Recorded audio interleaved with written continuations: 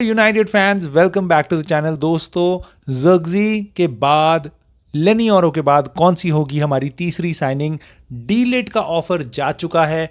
राबियो की मम्मी बात कर रही हैं यूनाइटेड के बारे में, उनके कमेंट्स आए हैं वापस, और साथ ही साथ न्यू लेफ्ट बैक की अपॉर्चुनिटी आई है। किसको हम साइन करेंगे भाई? लेफ्ट बैक की जैसी पोजीशन ऐसी है ना, सबका दिमाग खराब हो रहा है, पता ही नहीं चल रहा किसको साइन करेंगे। बट एक अपॉर्चुनिटी आई है जिसके बारे में हम बात करेंगे। साथ ही साथ एक नया डेनिश स्ट्राइकर जिसका लिंक है यूनाइटेड से, उसके बारे में डिस्कशन करेंगे। दोस्तों, आगे बढ़ते हैं, बट आगे बढ़ने से पहले मैं फिर से थैंक यू बोलना चाहूँगा आप लोगों के सपोर्ट का। जो आप लाइक का बटन दबाते हो ना, जो अभी दबा देना प्लीज़, इसमें भी उससे बहुत फ़ायदा हो रहा है। अब भाई चैनल शूट कर रहा है, बहुत सारे सब्सक्राइबर आ रहे हैं, लाइक्स आ रहे हैं, वीडियोस मतलब व्यूज़ आ रहे हैं, थैंक यू सो मच। और आ रहे हैं रूमर्स यूनाइटेड से रिलेटेड। भाई डी-लिट के बारे में ये खबर आई है, देखो कि 35 मिलियन यूरोस का हमने ऑफर डाला है बायर्न म्यूनिख को, और ये सुनने में आ रहा है कि वो बिड रिजेक्ट हो चुकी है। This is like 30 million pound के आसपास। और हम ये भी बोला जा रहा है कि शायद यूनाइटेड ने और एड ऑन्स भी दी थे 10 मिलियन यूरो के बारे में। और कॉन्वर्सेशन आगे बढ़ रही है। कुछ मीडिया चैनल्स रिपोर्ट ये कर रहे हैं कि कॉन्वर्सेशंस अब रुक गई हैं, दोनों टीम्स आपस में, दोनों क्लब्स ज़्यादा बात नहीं कर रहे हैं। पता नहीं क्या चल रहा है बैकग्राउंड में, बट इतना ज़रूर है, United are very much interested in D-lit.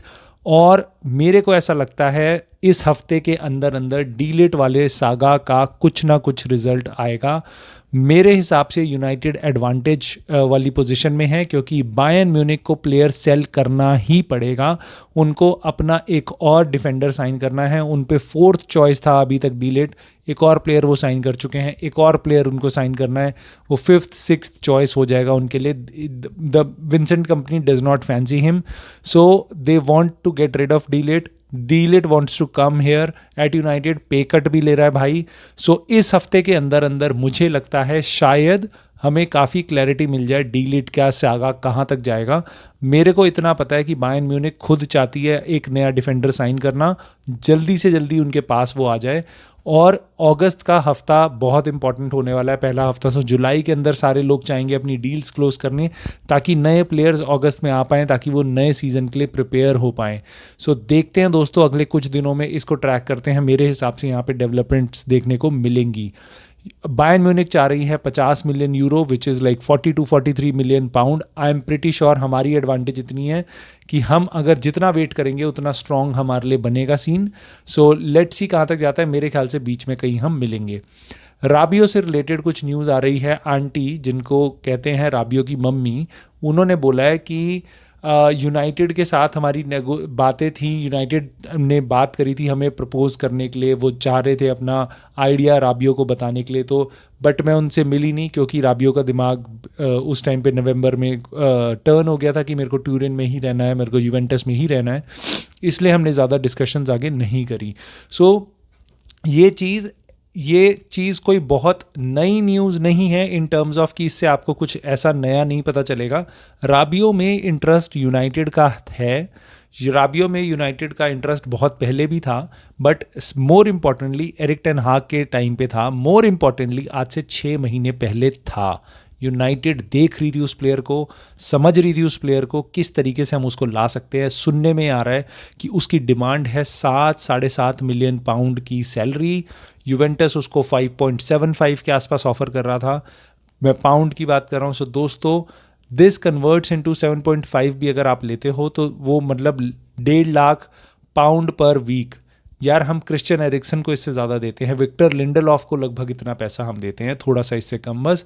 सो मेरे ख्याल से यूनाइटेड के लिए कोई बहुत बड़ी चीज़ नहीं है।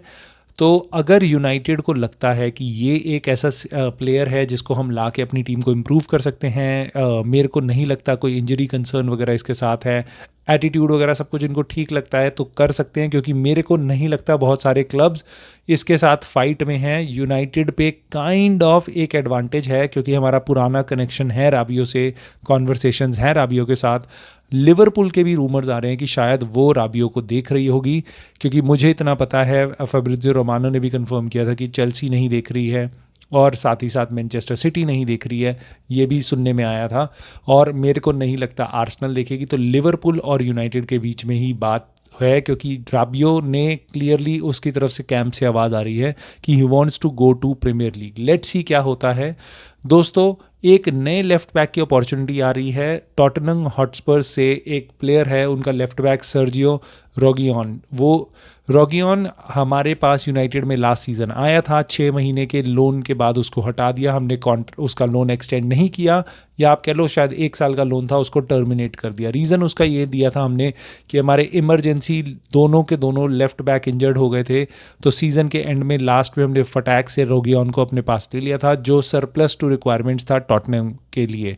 आज जो है टॉटनहम का कोच वो उसको बिल्कुल पसंद नहीं करता प्लेयर को, मतलब वो उसके लिए वो ज़्यादा रेट नहीं करता उसको, तो इसलिए उसने 6 महीने बाद ब्रेंटफोर्ड में उसको लोन पे भेज दिया था।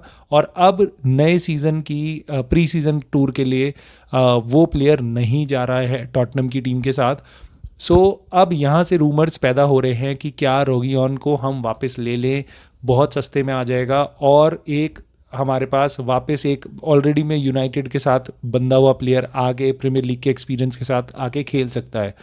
मेरी राय इसमें बिल्कुल ये है कि भाई बिल्कुल अवॉइड हिम, पैसा मत देखो। अगर वो प्लेयर अच्छा होता तो आप उसको 6 महीने बाद नहीं जाने को कहते। हालांकि कुछ लोग ये भी कह सकते हैं कि हमने उसको 6 महीने बाद बस इसलिए जाने दिया क्योंकि हमारे मेडिकल डिपार्टमेंट ने एरिक टेन हाग को क्लियरली बताया था कि ल्यूक शॉ और आपका टायरल मलेसिया दोनों के दोनों जनवरी में अवेलेबल हो जाएंगे। हालांकि ये इन्फॉर्मेशन गलत निकली, और जिसके कारण हमें बहुत सारी स्ट्रगल्स झेलनी पड़ी, खासकर एरिक टेन हाग को और हमारी पूरी टीम को और आपको मेरे को। अगर रोगियन लास्ट ईयर हमने एक्सटेंड किया होता, मे बी शायद हम काफ़ी इतनी बुरी सिचुएशन में नहीं जाते जितनी जैसा हमने एंड अप किया लास्ट सीज़न, बिकॉज हम पे कोई लेफ्ट बैक ही नहीं था। मुझे ऐसा लगता है कि अब एक नई शुरुआत है। I think we should look for someone younger, someone जो, क्योंकि आप सोचो टॉटनहम के टॉप चॉइसेस में वो नहीं है, ब्रेंटफोर्ड जाके खेल रहा है, बहुत सारे क्लब्स उसमें इंटरेस्टेड नहीं हैं। वो एक एवरेज प्लेयर है, एवरेज लेफ्ट बैक है। We should not be looking at him, we should be looking at someone who could possibly challenge Luke Shaw. I would say just avoid him, चाहे वो cheap option है, चाहे वो easy to get option है, but I think Ineos should avoid him. और अगली बात करते हैं दोस्तों एक स्ट्राइकर की, नाम है चिडो ओबी Martin.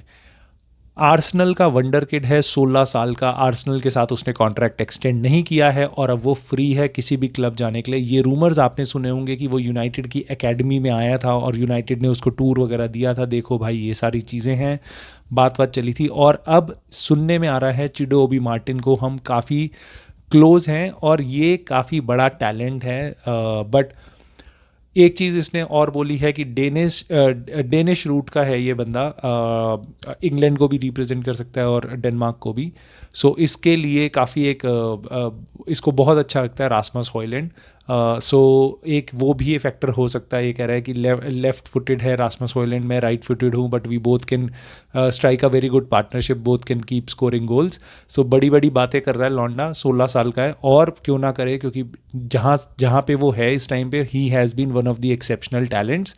But I am not very excited. It's good to hear कि वो आ रहा है, it's good to hear, but I would be excited जब वो फर्स्ट टीम के आसपास होगा, तब आई would be excited.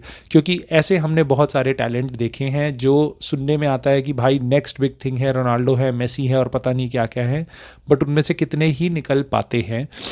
I wish him all the best. I wish कि वो यूनाइटेड आ जाए, बट और मैं तब एक्साइटेड बिल्कुल होऊंगा उसके लिए। लेट्स सी कैसे होती है डेवलप। और जाने से पहले दोस्तों मैं आपको एक चीज़ दिखाता हूँ, मतलब नेक्स्ट सीज़न के लिए रेडी रहना। क्या तरीका होता है न्यूज़ प्रेजेंट करने का। अब ये देखो ज़रा, जोआओ नेवेज़ PSG के पास जा रहा है, उनकी कॉन्ट्रैक्ट सिचुएशन चल रही है, यूनाइटेड लिंक्ड थी उस प्लेयर से, हमने कोई डेस्परेट अटेम्प्ट नहीं मारे हैं, हमने कोई उसकी डील को हाईजैक करने की कोशिश नहीं करी है। और यहाँ पे कहा जा रहा है कि जोआओ नेवेज़ रिजेक्ट्स टेन हाग को रिजेक्ट कर रहा है। मतलब जोआओ नेवेज़, इनकी मतलब बात करने का समझ देखो। जोआओ नेवेज़ आ रहा था यूनाइटेड, उसको यूनाइटेड पसंद थी, उसको मज़ा आ रहा था, ब्रूनो फर्नांडिस के साथ खेलूंगा।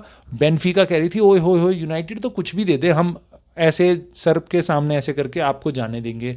यूनाइटेड्स के साथ तो हमारा बहुत बहुत अच्छे रिलेशनशिप्स हैं, सब कुछ सेट था, बट उसने कहा ओ आपका मैनेजर एरिक टेन हाग है, no no no, I reject you, I reject you.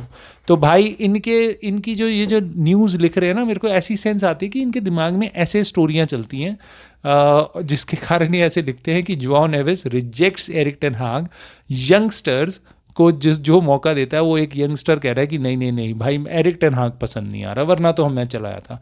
Simple सी बात है भाई, पीएसजी उसमें काफ़ी इंटरेस्ट दिखा रही है, बेनफिका के साथ नेगोशिएट कर सकती है, वो उतना पैसा है, हम उतना पैसा नहीं देना चाह रहे हैं, वरना वो कूद के आता भाई, कूद के, चल के नहीं आता, कूद के आता। ठीक है, so guys let me know your thoughts on the De Ligt thing and let me know who you think is gonna be the next signing for Ineos and for United. Could it be Chibo Obi Martin? I won't consider him the third signing, but let me know who you think it's going to be. Delit hai, Ugarte hai, Rabiot hai, or maybe koi naya left back. Let me know in the comments below. And thanks all. Please like the video and I'll see you soon.